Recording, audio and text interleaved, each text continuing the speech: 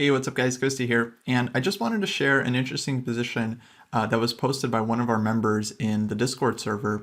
This comes from Joel, who's a pretty decent player. He's around 1900, maybe a little bit higher in terms of his rapid rating. And this was a rapid game, I think a 10-minute game. And at this point, White has maybe 7.5 minutes or so on their clock. So Joel writes, Black's last move was c6, and he immediately finds knight takes f7, and he knows in his heart that it has to be good. I mean, his position is completely developed here. All of his pieces are in the center. Everything looks great. Black's king still on e8. Knight takes f7 just looks too good not to work. But then he writes that he just wasn't able to make it work. He just couldn't figure it out in terms of his calculation, and he asked for people's opinions. And if you guys want, I think it's actually a really interesting example in terms of just training your own calculation. I'd encourage you to just pause the video, think for a few minutes, and try to come up with what you think is going to happen and whether you think knight takes f7 is indeed working or not.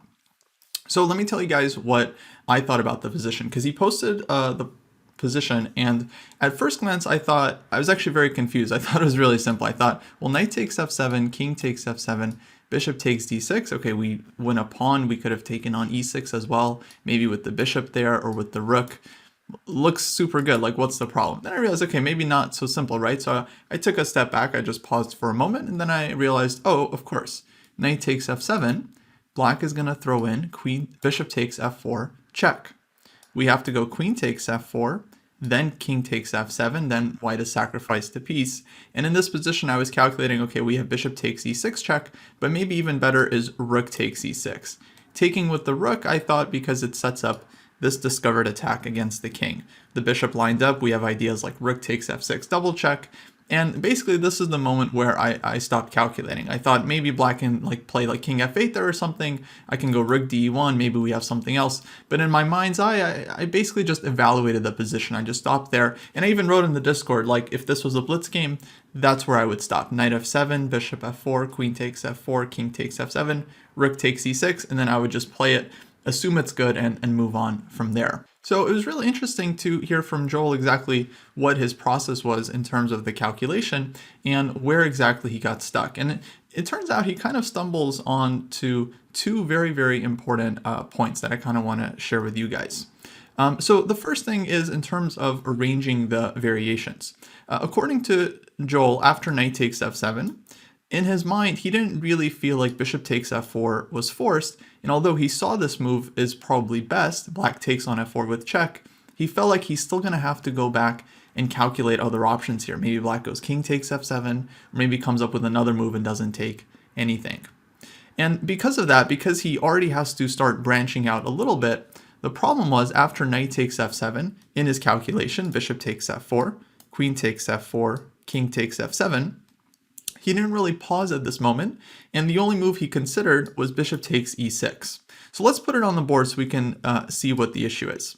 So knight takes f7, bishop takes, queen takes, king takes, bishop takes e6 check, and presumably he probably thought black is going to play something like king f8 here. And so in white's calculation here, he didn't see how he's winning his piece back, he didn't see how he's checkmating his opponent, and ultimately he concluded that the sacrifice is unclear, and he didn't want to risk it without seeing exactly how he's going to win his piece back. And I thought, okay, so maybe this position is unclear. Actually, I want to come back to this one in a little bit. I then asked him, well, does that mean you didn't consider rook takes e6? Because in my mind, I also thought, okay, bishop takes e6, maybe not so obvious white is winning there, but rook takes e6 to me, again, in the visualization, looked very, very strong. We set up so many threats with the discovered attack. We have rook takes f6 coming. It feels like it's just over.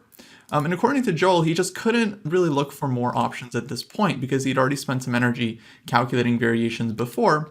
And at this point, move 3 in the combination, he now has to look for multiple options here and just wasn't able to do it, could only look at his first option, bishop takes e6, couldn't quite figure it out there, and then decided that the whole sacrifice wasn't really working. So this brings up a couple of interesting points about calculation. Number one, I think a lot of players have this issue of being able to hold their variations in their mind, because you see one option, you see can branch out in a couple of different ways, and and all of a sudden there's too many variations to keep track of. You're missing candidate moves, you're missing move orders. It's very, very easy to blunder or overlook something. So one of the most important skills in calculation is being able to simply hold the position in your head.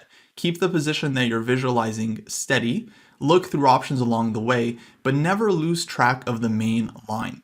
And this is something that I think you kind of build up over time. Like with most things in chess, it simply takes experience and a lot of concerted effort. But this is something that I think I'm able to do better than, of course, players that are going to be at a lower level. So going back to what I was calculating when I first saw this position, of course, my mind lit up on knight takes f7, very obvious candidate move. And my first instinct was, let's just see what happens if black takes back, king takes f7. I saw bishop takes d6, we win a pawn. Maybe we can take on e6 first as well. That something has to be good there. I went back to the original position. I retraced my steps. I again calculated knight takes f7. And then I noticed, oh, bishop takes f4 is a possibility. This now becomes the main line. This is now the critical variation we have to solve. There's nothing else black can really try. So for Joel, there was a bit of uncertainty, whereas for me, I was able to just immediately eliminate the line. If king takes f7, we take on d6 there, maybe we take on e6, has to be good for white. I'm done with it. I've evaluated it and it's done. If it happens in the game, I'll simply revisit what I calculated and I'll be totally fine. So the main line for me has become knight takes f7, bishop takes f4 check. I now have to hold this position as steady as I can. Queen takes f4, king takes f7. And now that this is the main line, we're now on move 3 of the combination, I can still visualize the position pretty clearly. I can keep calculating. And for me, this is basically move 1 of a new problem. So this is now the third move, but for me, it's basically the first move, and I can keep looking for alternatives and keep looking for options. Just like you would if it was move 1 in a position. You would probably consider multiple moves. And if we think about that position after queen takes f4 and king takes f7, white basically has two main candidate moves there. Bishop takes e6 and rook takes e6. So now once you see rook takes e6 and the fact that it comes with this powerful discovered attack, I don't think it takes a ton of effort to see that white is winning there. But this is now a question of evaluation, understanding that your pieces are going to have a lot of threats in the position, and ultimately black will not be able to defend. Black's pieces are going to be mainly on the back rank, rook, queen, other rook, bishop on c8, and the king is just going to be too vulnerable to survive. So let's take a look at that position again after knight takes f7, bishop takes f4, queen takes f4, king takes f7. Like I mentioned, rook takes e6 was kind of my instinct once I thought about it for a little bit, simply lining up against the king. And in a classical game, I would just say that I would definitely spend more time calculating this, because in a classical game, you have lots of time to think. There's really no reason you have to rush things and try to do some sacrifice quickly. In fact, it's a lot more practical and better to simply spend your time, make sure you're calculating effectively, and try to finish it out until the very end. So I would probably spend something up to 10-15 minutes here in a classical game calculating, just to truly make sure that I'm seeing all the variations properly before I go and win the game. Because if you're correct about the sacrifice and it is winning, then you're not going to need to leave yourself with a ton of time at the end. And in fact, it's a lot more practical just to spend that time and make sure that you're not blundering something. So in Blitz and Rapid, you do have to learn to take these decisions at least somewhat more quickly and rely on your evaluation skills. And this actually comes back to the line that Joel calculated. So originally he just thought bishop takes e6 here, king to f8, and he was saying he couldn't find a way to make this work. And in a blitz game, for me, I'm not sure I would really need to see white's next move here. In my mind's eye, I had some ideas. For example, d5 looked very tempting, just in the spirit of opening up the position for the rook on d1, opening up the position while our heavy pieces are in the game, while black's rooks are completely disconnected. This is more of just like an intuitive idea. We definitely want to open lines when we are on the attacking side. We might have some strong continuations with queen d6 check as well. This is something that would be more concrete. But the point here is that I don't think that this is something you would need to try and calculate all the way to the end if you don't have a lot of time, like if you're in a blitz and a rapid game. A lot of players would see this position and evaluate it as white having a really strong attack.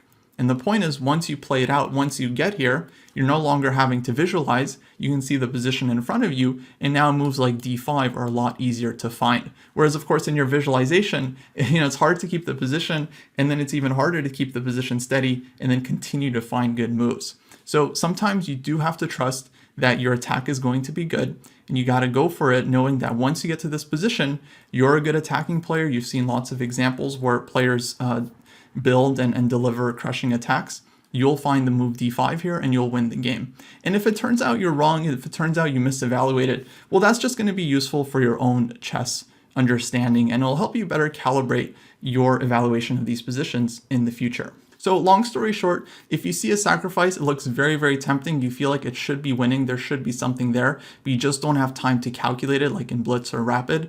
I think a lot of players would just go ahead and make the intuitive leap there, try it out, see if it works. If it works, great, you might win a brilliancy. If not, you'll still learn from the game and you'll still gain something from it in the future. So I hope that breakdown was helpful for you guys in terms of what exactly I would calculate in a position and at what point I would stop and evaluate. If you guys have any questions on anything I talked about or anything you want me to elaborate on in future videos, please let me know in the comment section below. I'd love to make more videos that are helpful for the audience out there. All right, guys, hope you have a good rest of your day, and I'll catch you next time. Take care.